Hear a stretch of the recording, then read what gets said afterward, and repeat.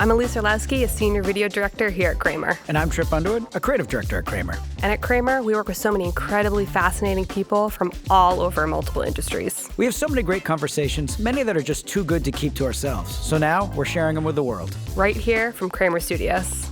This is Pivot Points. Cut.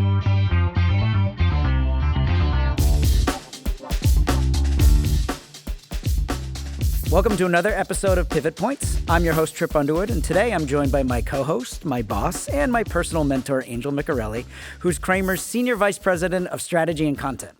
Angel has taught me so much about how to infuse marketing with the right balance of creativity, information, and insight to kind of making you the perfect co-host for today's conversation, which will feature Jeff Loeb. Jeff is a partner and a CMO at Chief Outsiders, which is the largest fractional CMO consultancy business in the world. And really what that means is he's just an expert in his field in helping CEOs build their brands and develop strong strategic initiatives. And I really can't wait just to see what these two great minds come up with. So welcome, Jeff. Welcome, Angel. Thank you so much. Jeff, we are so happy to have you. One of the things I think is fascinating about what you do is that you do work with many different kinds of companies, many B2B companies. And I know we've been chatting lately about growth opportunities in trade shows, which is a topic that we just don't actually talk enough about in this industry. What's your perspective on what's happening these days and how is it a growth engine for companies? Yeah, I think that, well, first of all, thank you for having me. It's great to be here. I think that B2B marketing is complex, and there are multiple channels, multiple strategies for going to market and reaching your audience. And I think trade shows are a really important part of that marketing mix. It's one element amongst many elements, but there are a lot of really attractive features around trade shows specifically, and the biggest one perhaps is that it's a rare opportunity to really get in front of a large number of your ideal customer profile all at one time. Single time. Yeah, exactly. You choose the shows that you want to attend based on who's going to be there, right? So it's a great opportunity to hit your particular ICP, or ideal customer profile. So that's a big factor. And the second piece of, we all know that in B2B, there's a complex buyer's journey, right, from beginning to end. In some industries, a sales cycle might be really quick, it might be weeks, or a month. In others, it might be long. It might be over a year, for instance.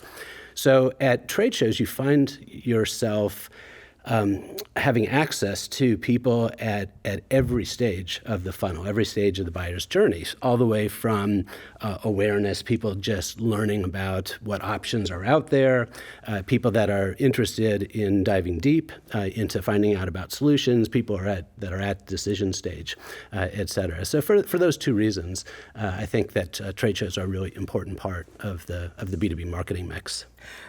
Given the fact that those audiences are so broad in terms of customer profiles and where they are in the buying decision, what makes for a good metric? How can you tell if you're being successful for all these? Because you are hitting people at different points, and if you're not using the sale as a success metric, what are some things in trade shows people can look to kind of judge the KPI on it? Yeah, I think that a traditional measure, of course, has been leads, right? Okay. So generating leads. So that's of course important. And what's interesting, again, in marketing, we're responsible for bringing people in top of the funnel, and a quality lead, by sales definition, is when they're able to schedule a meeting and have a quality conversation with someone that's in their ICP. And it's another kind of value of trade shows, because it accelerates that point where you have a real conversation with a prospect, versus kind of top of the funnel. But more broadly, in terms of success metrics, so certainly leads. Awareness, I think, is another component, especially for people that are early stage. Yeah. Meetings, right, are important because you can have meetings kind of at the conference, so you can really kind of accelerate that process, creating opportunities. There's also opportunities around social engagement. So great opportunity to get your message out and to have it amplified by folks, and a lot of techniques for doing that. And then another success metric or area, I really like to embrace and fully try to exploit all of the possible benefits of a trade show if you make the investment, right? You're paying for the flight, you're paying for the booth space, you're paying for the hotel. So it's an investment, right? So it's to me, you can go that extra 10% and get a lot more out of it. And what another element of that, something near and dear to you guys, is the content side of it. So one of the areas that in B2B marketing is super valuable and super important are testimonials, customer testimonials. It's very valuable, much more valuable what our customers say than what we say about ourselves. Third-party validation is one of the biggest indicators. Exactly. So it's an opportunity where your customers come to you. So oftentimes you have a lot of customers, so you can take advantage of that, and you can actually film and customer testimonials, which is another success metric in my book. Which are difficult to get after the fact. So we've been part of campaigns where we recommend it, and then they say, okay, how do we get those? Well, it's like, well, no, you have to reach out to your customers, and it becomes a long, arduous journey sometimes to find people that are willing to talk. But like you said, in this more social environment where you're talking face to face, I think people will be much more open to the idea of offering that as opposed to getting an email and setting up a time to speak with a stranger and stuff. So that's great thinking. Exactly. And just elaborating a little bit more about it, it's a lot of it, as you guys know, it's around the logistics, right? How do you set up the logistics? But if you put the thought in, and if you have your video crew there, and it can, by the way, it can be simple, with an iPhone, or it can be, higher production quality. But if you think it through and plan for it, you can get 10 to 20 testimonial videos, little 60-second snippets easily. It's so interesting what you just said about higher quality. If you integrated that into the booth, it's a draw to the booth, because who doesn't like to watch someone be, interviewed or on film, and you're also capturing that valuable testimonial. Yeah, it's that fish tank effect of what's happening over there, and then you go and watch, and you want to be a part of it. Exactly. I have a question for you. Yes. So there are a lot of different kinds of industries, obviously, that you work with, and when we look at best practices, I'm sure it's hard to come up with ones that are good for every industry. But, when you don't have a demo to have in the booth, which lends itself to people coming in and watching, what kinds of things have you seen work at trade shows to bring people in? Yeah, so great question. And the way that I would start to think about that and answer that question is kind of going back to the idea that you should think about a trade show as a end-to-end sales funnel across the buyer's journey. So you have people that are seeing you for the first time, being exposed to your brand. You want to generate leads. You want to move people on to conversations, and you may have customers there as well that you want to have different types of conversations. So if you set it up with that mindset, right, that there are multiple different things that we're trying to accomplish, and when you ask this question about best practices, it gives you a little bit bigger of a landscape to think about. So a starting point, which is so basic, but often people get so wrong, is messaging. So you have your booth, you have your surfaces available for messaging, and oftentimes people want to cram so much in. There's so much to say, right? And we all know that you can be much more successful by saying less, right? Because all we're trying to do is get people into the booth to have a conversation. And I like to think about it as you're walking down the aisle of a trade show. you have like 3 seconds to make an impression on the person walking by who's trying to avoid contact with the person in the booth, because then they're going to grab them for a conversation. So you're looking at your peripheral vision, and you want to be able to have a top level message that within 2 or 3 seconds what they do, right? So it starts off with having kind of really good messaging. I think another kind of aspect is a lot of it's easy to get trapped in vanity metrics. So how do you justify the cost of attending a trade show or participating in a trade show? Well, it's leads. We need to get leads, and sometimes that can create this mania of the people that are staffing the booth around scanning everybody that walks by. Just let's scan them. Let's capture their name. Let's call them a lead. And that's a good example of, I think, a vanity metric, right? If you just think about stuff in the ballot that. box there. Right. Yeah, exactly. So the question is, well, how do you then kind of turn that into more of a quality lead? How do you kind of identify the folks that are more interested?